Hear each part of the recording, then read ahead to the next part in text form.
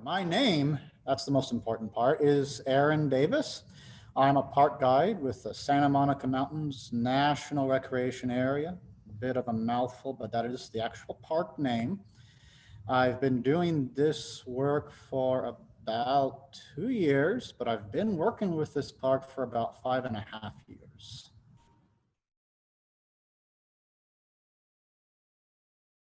So normally what I do is, so I work out of our visitor center, which is at the King Gillette Ranch in Calabasas, rather than our headquarters.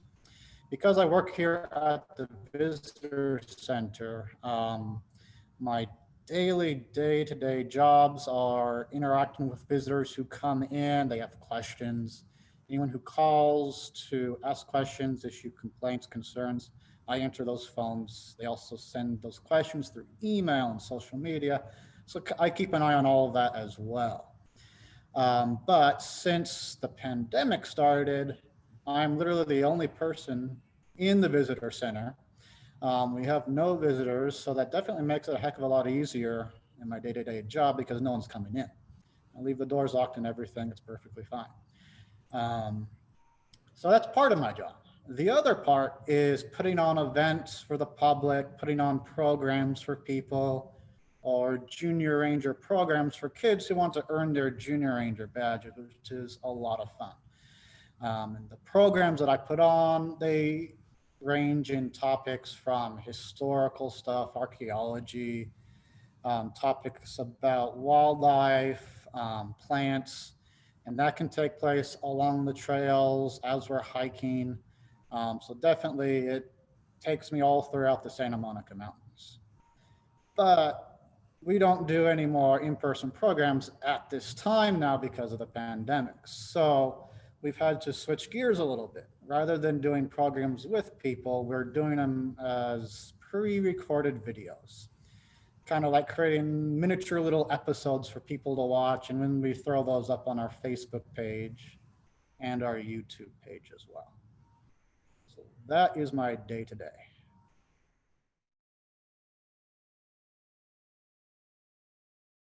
Position I'm currently in is considered an entry level for interpretation, the interpretation division in the National Park Service. To back that up, there's many different divisions in the Park Service, many different kinds of jobs. So this is only one of many different kinds.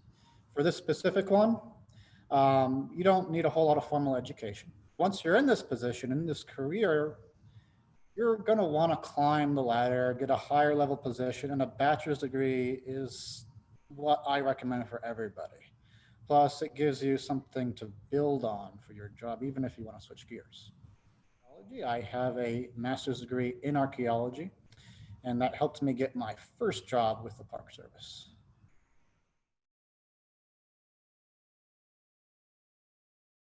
I never thought I'd ever be an interpreter. I never thought I'd be talking to groups of people, putting on programs, talking to random people. I was always a shy person growing up. The idea of giving speeches would petrify me. My first job for the Park Service was actually an archaeological technician. And this will take you on a path about why I ended up here. That first job that I have as an archaeological technician here at the park was what we consider a term position. Term positions are the most common types of jobs for most government agencies. They're basically dependent on project funds, and they get renewed once a year with a max of 4 years. That's where the problem is because at the end of those 4 years, the job has to be re-announced. You have to reapply for it, go through the whole process.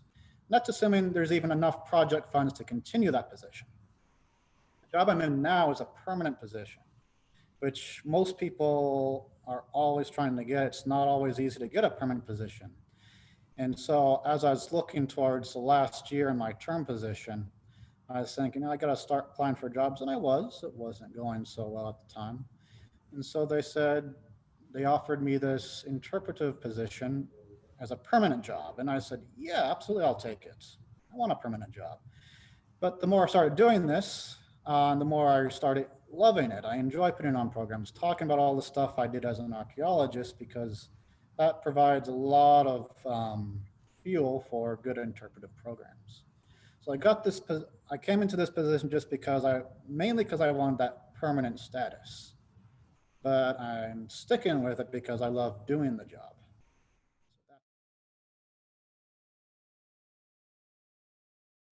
First job I had here at the park, a lot of it was research because I'm researching, learning more about the different histories, archaeology of different sites we have in the park.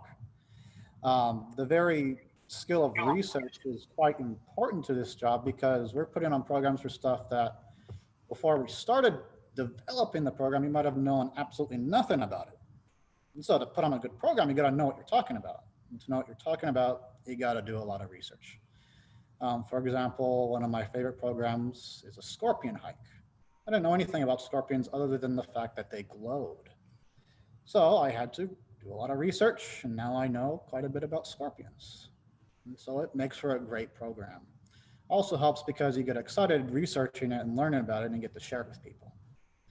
Another thing that really helped me is knowing about the history of different locations throughout the park. Part of my job as an archaeologist is going through Solstice Canyon. Solstice Canyon is another great program that I do where I talk about the history of Solstice Canyon. So it's helped me quite a bit.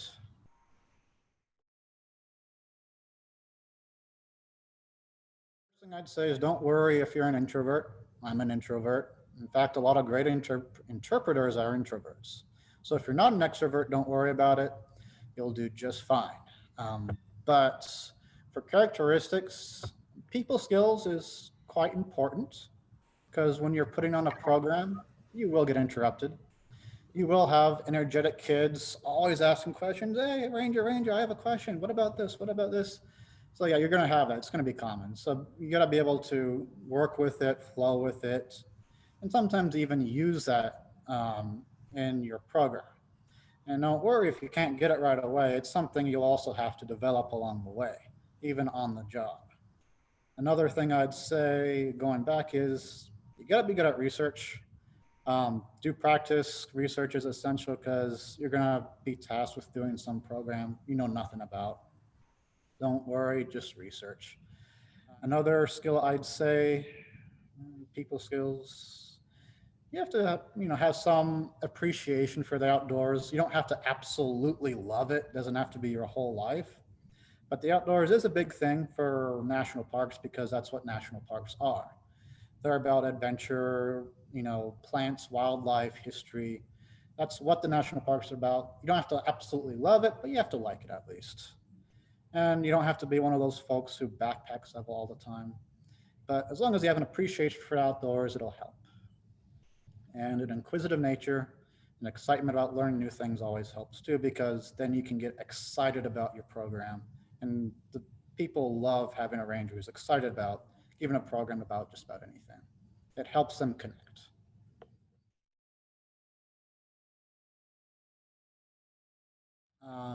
You will have to learn how to use a radio. We do have radios because when you're out on the trails, say leading a program, you got to be able to radio into your dispatch. So it's something you're going to have to learn how to use. You could have, say, an emergency out there on the trails, and you're not always going to have cell phone reception when you're out there, but you will have a radio. And you can radio into dispatch just about anything, even if you don't have cell phone reception. That's one tool that you probably will not have had experience in prior to a position like this.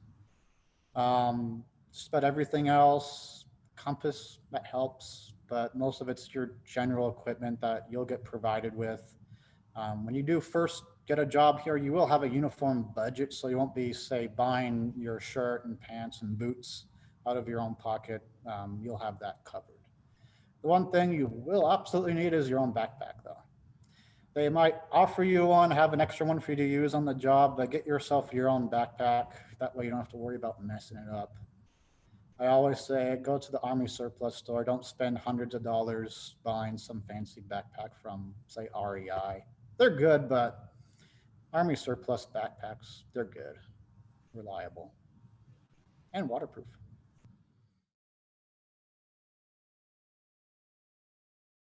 No, I could probably be able to work with one of our other divisions with animals, but I don't directly interact with animals.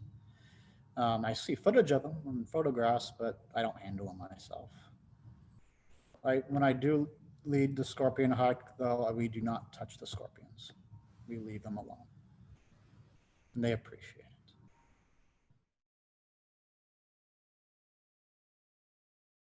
Work with people all the time. I'm talking with them. Pre-COVID, we do have events. I interact with the folks on our programs. So we work a lot with people. It's a common thing.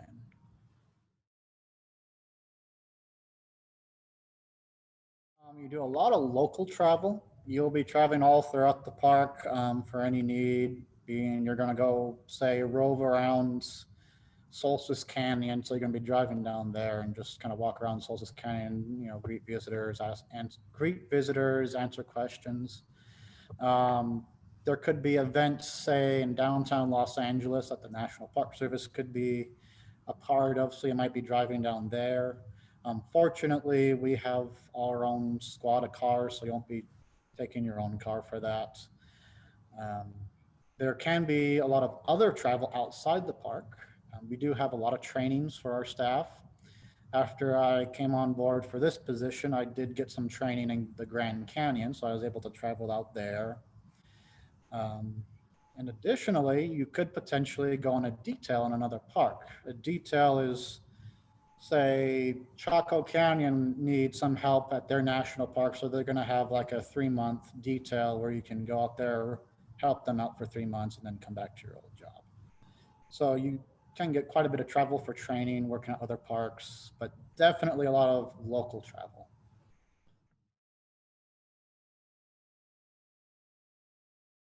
Federal, the advantages, if you have student loan debt, I do. Working for them can allow you to take advantage of the Public Service Loan Forgiveness Program. That's if you work for them for 10 years, can keep making payments, so you can have your student loans forgiven 5 more years. One of the disadvantages, and you'll hear about this a lot, the federal budget, government shutdowns. If the government shuts down, we shut down, I don't work and I don't get paid. Any federal employee doesn't get paid. They're not unemployed, they're furloughed, so it's not unemployment. And the longer the government shuts down, the longer you are waiting for the government to start up, but you're not getting paid while you're waiting. Generally, it doesn't last that long. I know the last government shutdown was about 45 days, and that was 45 days waiting for the government to start back up so I could work and get paid. You can get back pay after the government gets funded again. But interestingly, it's actually not a requirement. It's just they always are good enough to include that in the government budget, which is back pay for all those employees who were furloughed and waiting for the job to start back up again. So our job is dependent on the government budget getting passed on time.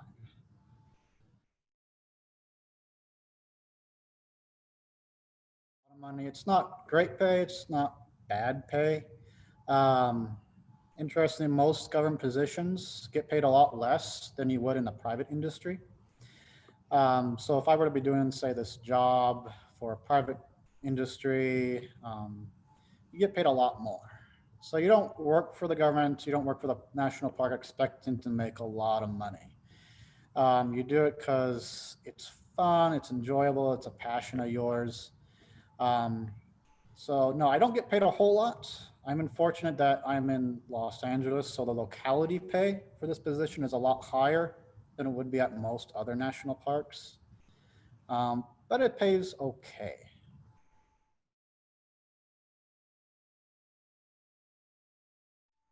There is a stigma that our uniform happens to kind of look like a law enforcement uniform. They might see this badge and assume I'm going to yell at them for some reason.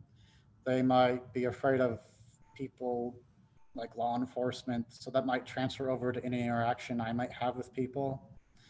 There's also some people are generally distrustful of the government and may therefore be just distrustful of me. So the stigma is mostly about kind of the uniform from my from what I've experienced. People assume I'm going to write them a ticket or something like that, and then they find out I'm a friendly guy. So you know, sometimes works out.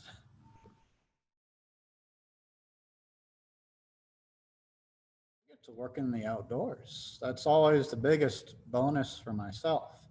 I get to be out there on the trails. My favorite is always being able to put on programs and seeing people get excited about it. I love talking about history, archaeology. So when I get to put on programs like that, it's always fun helping people connect with, say, the ruins that they've been just walking around. And now, after my program, they can kind of visualize what that whole place used to look like, see the whole history that was going on out there before it became just some ruin overgrown by vegetation. So being able to work in the outdoors and helping people connect with all the different resources that are around them that they might not have otherwise known about is my favorite thing.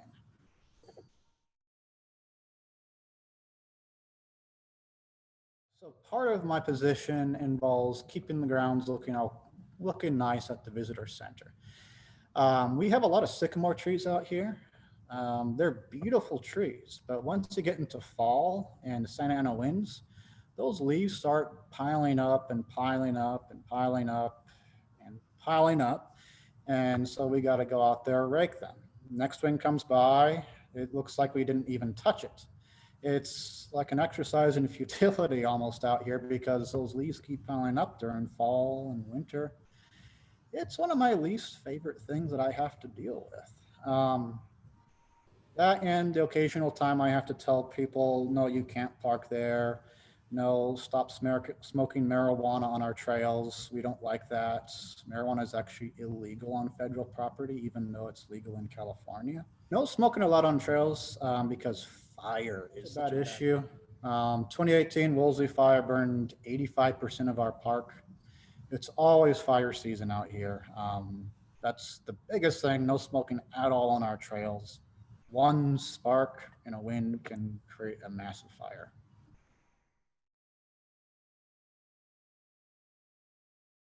I had no idea how many different jobs there were for the National Park Service. I thought it was all just rangers before I came on board. I thought everybody had the same job. I honestly did. Then I found out, no, there's administrative folks who help process our payroll. There's contracting, there's law enforcement, there's biologists, both plant and wildlife. There's geologists, there's geographers who do mapping. There's fire people who fight the fires, archaeologists. There's so many different positions I had no idea even existed out here. If I had known about that, I probably would have tried coming on board a long time ago.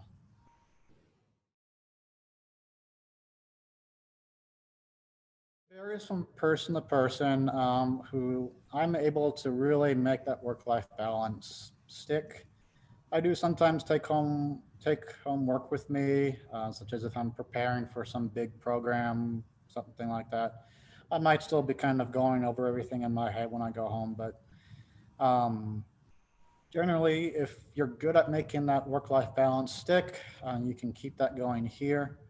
I do know those who up on the supervisory levels, it might be a little harder for them to do that.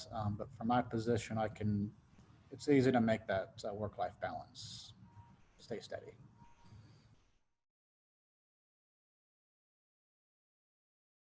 So call and be one of our volunteers. We love volunteers. You can, even if you're, contemplating law enforcement, if it weren't COVID right now, they have in the past done ride-alongs for people.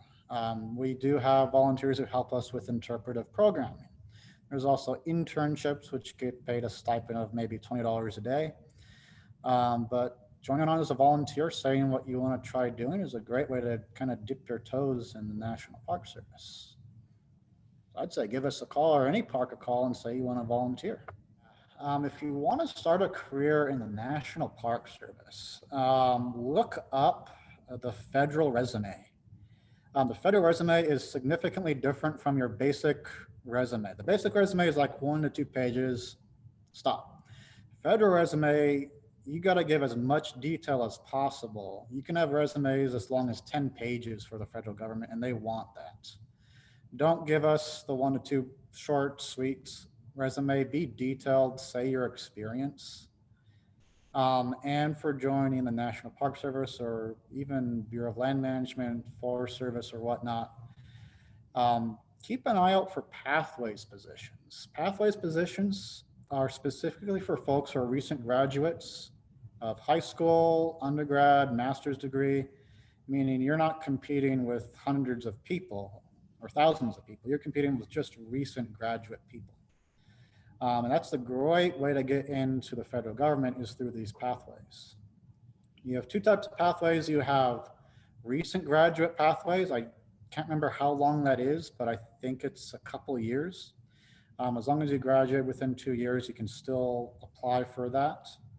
And then there's currently enrolled student pathway positions, which means you can work for, say, the National Park Service while you're still working on your degree. Those are great ways to really get into it. If you need to figure out where the jobs are, it's all in one place. It's usajobs.gov. That's where all hiring takes place.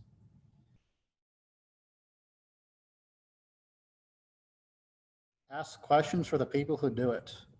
A lot of the people I've asked questions to, they're always friendly, willing to answer any question to help them along.